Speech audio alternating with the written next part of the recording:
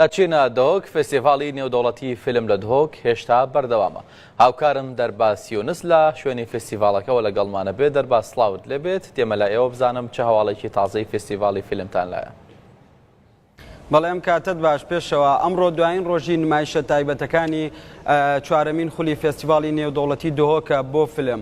ئەمڕۆ تەنیا یەک فیلم لە هۆڵی کۆنگرەکان پیشان دەدرێت، ئەویش فیلمێکی تورکیە و نمایشێکی تایبەتە.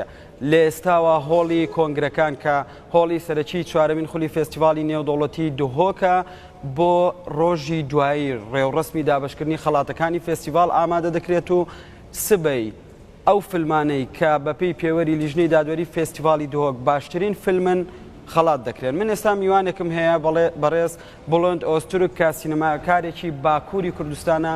کاک بڵند زۆر بەخێر بێ. مرحبا بخێرات.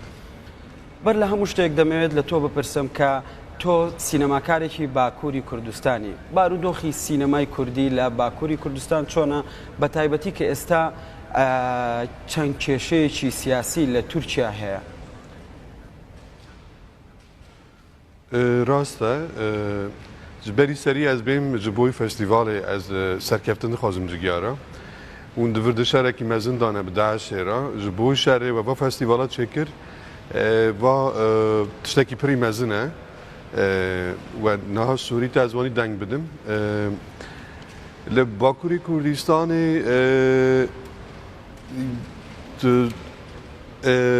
gelek problem heye. Va problemena jî ji berî mezin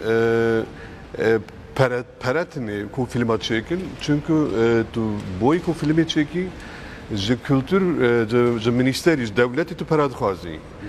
Dewlet kolay pera nade filmî ku kritik, filmî ku êko ji bo Kurda vana kişkî zehmetin. Kurd sinemasî jî hîn li rêyê xwe digere ez bêm belkî hîn li rêyekî çünkü hatibûne girtin hinek pir tiştê xwe. Ama ez vê jî dibînim ku umirekî mezin ê me filmî li vir dî pir baş in. Ez hevî nikarim ku hîn ê filmî rincî çêbin. زۆر باشە. تۆ خاوەنی چەند فیلمێکی فیلمی شادۆ یەکێکە لەو فیلمانەی کە لە بەشی پێشبڕچەی سەرەکی کورتە فیلم لە فستیڤاڵی دهۆک بەشدارە. من دەمەوێت بزانم ئەو فیلمە باسی چی دەکات، چیرۆکی ئەم فیلمە چییە؟ ئەو فیلما ez 2013 jî hatibûme verê min çû êzidî dîn wexta ku min hewnadî min got ez zarokî ji bo wan filmekî çêkim min got belê salekî pêra jî şer derket.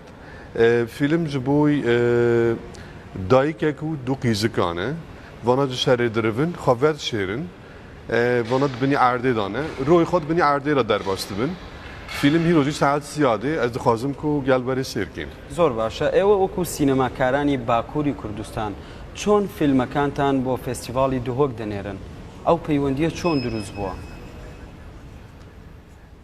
Tabii ez vî pir nizanim ez li derve dimînim ez li Balçiqê dimînim. Filma ku min gî çêkirî li Kurdistanî Tirkiyê min çêkir li Bakurî Kurdistanê çêkir. Ez vî dibînim yani 2013 de jî min dî ez niha jî dibînim.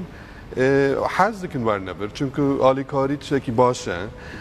Min filmî ku sêr kiriye dibînim ku İranî Kurdistanê, Iraqî Kurdistanî vir ê Tirkî em film gî ji hevde durin cî nêzke hevin cî.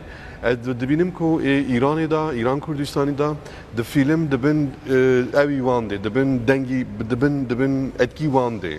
Ê Tirkî em kişkî dibin etkî Tirkî dan e. Vir cî nizam hîn çitoniye.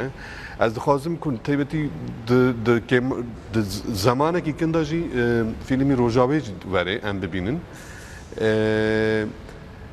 Tabii min bixwe pir hez dikir ez batiya me verê ez kêfxweşim li virim. Ez dibînim ku hevalî me Bakurî Kurdistanê jî li vir kêfxweşin.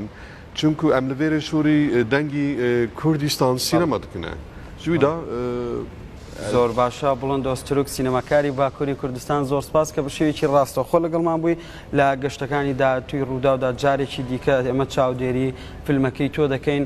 پێشەوە فستیڤاڵی فیلمی دهۆک بەپێی پێوەری فستیڤاڵە جیهانیەکان یەکێک لە باشترین ئەو فستیڤاڵانەی کە لە ڕۆژهەڵاتی ناوەڕاست ئەنجام دەدرێت، هەروەها باشترین فستیڤاڵە لە باشووری کوردستان و عێراقیش. ئێمە لێرەین و چالاکیەکان سات بە سات بۆ بینەر و بیسەری تۆڕی میدیای ڕووداو دەگوازینەوە. بس